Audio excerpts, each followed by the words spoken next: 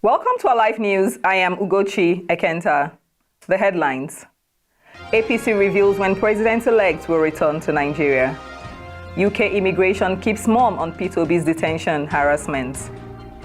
In foreign news, Florida Governor Ron DeSantis signs new law banning abortion. In sports, PSG coach Gaultier denies racism allegation as Nice police launch investigation. On the entertainment scene, Mohbad threatened with lawsuit over controversial lyrics. This is Alive TV. Now the news in detail. As agitation about the state of health of the president-elect Bola Tinubu heightens, the All Progressives Congress has come out to speak about the state of his health and when he will be returning into the country. Alive News reports that the APC National Publicity Secretary, Felix Morka, on Thursday disclosed that the president-elect is very fine and would soon return home. According to him, Tinubu is on a work rest in Europe because that would have been possible here in Nigeria. The APC spokesman explained that the necessary people are, however, allowed to have access to the president-elect digitally and physically, and he is working for the job ahead. Morka submitted that Tinubu would not have been able to take the deserved rest if he stayed in Nigeria after the polls, adding that he would be flanked by many lobbyists who wanted one thing or the other. It would be recalled that in March, Tinubu's spokesman Tunde Rahman revealed his principal travel to Paris in France to rest and observe the Lesser Hajj.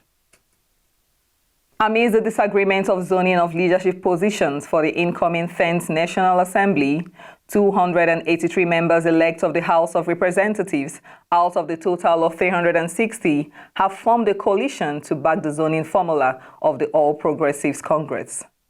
The coalition, which includes both old and new lawmakers-elect across different party lines, said they have resolved to abide by the zoning plan of the ruling party. It was gathered that the development was contained in a statement titled, 10th House Coalition of Lawmakers-Elect Commits to Respect Decision on Zoning. As 283 lawmakers-elect, governors, others endorse new forum for a joint task for a united, progressive Nigeria, which was signed by the Usman Kumo, APC Gombe, and Kingsley Chinda, PDP Rivers, as chairman and co-chairman of the alliance. The United Kingdom immigration has kept silent on the detention and interrogation of the presidential candidate of the Labour Party, Peter Obi, a week after the incident. The Labour Party flag-bearer was last week Friday detained at the Heathrow Airport in London by immigration officials over a case of duplicated identity. In a statement on Wednesday, the Obi Dati Media Office said Obi was detained after being accosted by an immigration officer who handed him a detention note and told him to step aside. It stated that Obi was wrongly detained over alleged duplication offenses allegedly committed by an impostor who is still at large, adding that he was questioned for a long time. The statement added that the impostor of Obi may have committed various crimes that led to the harassment of the Labour Party flag-bearer, who lived for over a decade in the UK. According to the Obi Dati Media Office, it took the intervention of Nigerians who quickly raised their voices, asking why Obi was being delayed. Meanwhile, a UK immigration press officer said the agency cannot comment on individual cases, adding that an investigation is currently ongoing on the matter. The immigration spokesman added that the agency would provide further information in due time, stressing that the many Nigerian journalists have also reached out to confirm the alleged detention. On the foreign scene, Florida Governor and 2023 Republican presidential candidate Ron DeSantis signed the Heartbeat Protection Act into law, hours after the legislation cleared the Florida legislature. The new law expands protections to unborn children, giving them full rights to life once a fatal heartbeat is detected, which can be as early as 6 weeks of pregnancy. It also provides funding to help mothers across the states. Opponents of the law argue that by the time most women find out they're pregnant, it already will be too late to have an abortion. Earlier in the day, the Florida legislature passed the Heartbeat Protection Act, or SB 300, which establishes protections for unborn babies with a heartbeat beginning at 6 weeks gestation.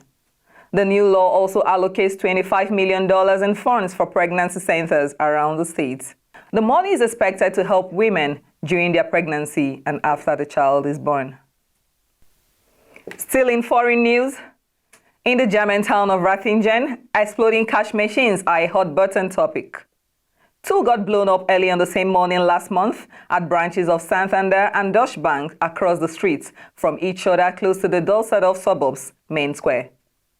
A year ago, residents of the apartments above Santander unsuccessfully sued to have the machines removed due to concerns they could be raided. A gesture that might in retrospect be deemed prophetic in other countries.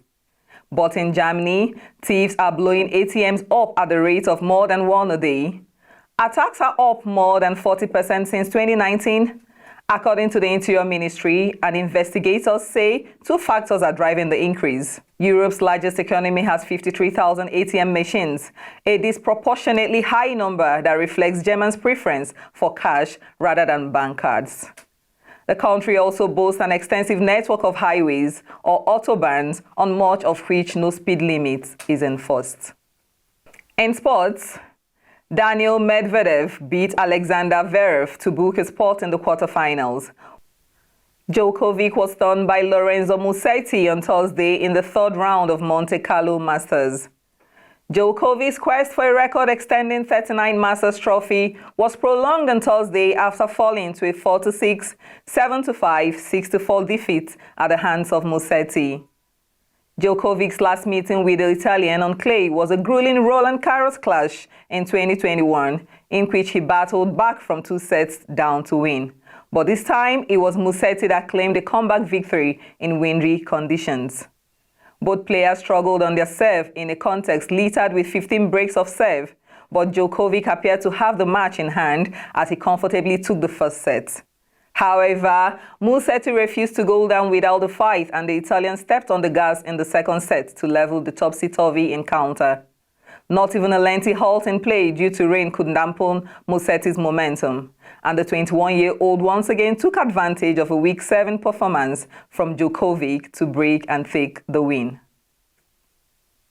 Christopher Garcia denied he had made racist comments during the time as coach of League One club Nice, as a preliminary investigation into the discrimination based on alleged race or religion was launched by the Nice prosecution office on Friday. The allegations were made in emails of Julien Fournier, the former director of football at Nice. Gaultier, now coach of Paris Saint-Germain, was in charge of Nice during the 2021-22 season. There is a preliminary investigation into discrimination based on alleged race or religion. The headquarters of OGC Nice are being searched. Nice prosecutor Xavier Bonhomme said on Friday. According to RMC Sports website, Fournier's emails allege that Gaultier complained about having too many black and Muslim players in the Nice team. Fournier said earlier this week that he was dismayed by the timing of the revelation. Although he did not deny having made the allegation, Gaultier had been placed under protection by PSG. Daily newspaper Le Parisien reported after his phone number was shared on social media. Several Ligue 1 coaches and footballers who played under Gaultier have been supporting the PSG coach. Now to entertainment news. Nollywood actor Abimbola Kazeem, popularly known as Jigon Babolja, has threatened to sue singer Mohbad over the lyrics of his soon-to-be-released song, Ask About Me, which appears to make fun of his disability. Jigon Babolja, via his Instagram, announced that he would press charges against Mohbad and demand damages of 100 million. The song will be released on Friday, 14th April. The comic actor who shared a video of himself listening to the snippet with a friend on Instagram threatened to find the former Malian music act and beat him up. This is coming days after the comic star threatened to attack singer Asake for mocking his disability in his song. Jigon Babolja shared a video on Instagram where he's seen paying attention to the lyrics of the song 230 by the YBNL act. In the video, the 40-year-old discusses the lyrics of the song with a man whose face was not revealed. The man said he was sure Asake was referring to Jigon Babolja as one whose feet do not touch the ground. And that's it on our live news on our. Thanks for watching.